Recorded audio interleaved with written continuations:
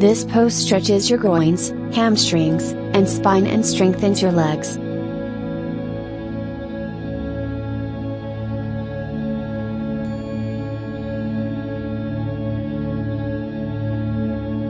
Stand with your feet wider than shoulder width apart.